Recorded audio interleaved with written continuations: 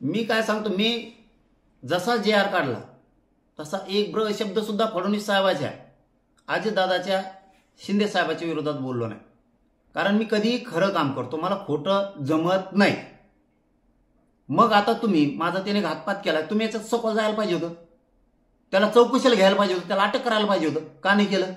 का नाही केलं? आम्ही मराठी शांत केलेत का नाहीत? आणि मराठ्याला माझा हात जोडून आव्हान आहे, तुम्ही फक्त शांत राहा. इथून पुढे सुद्धा मी बघतो, मी याची पाठ पुरवितो कशी पुरवायची.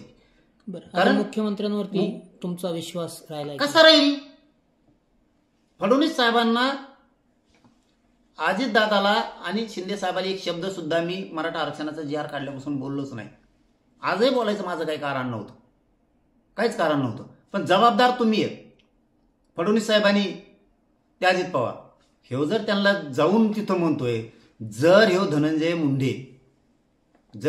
मुंडे तिथं जाऊन त्यांना सांगतोय मला घातपाताच्या, जरांगे पाटलाच्या चौकशीपासून टाळा, मला वाचवा, याच्यानंतर मी काही करणार नाही, हेच फडणवीसना जाऊन सांगतोय तो, तर हे किती अवघड आहे.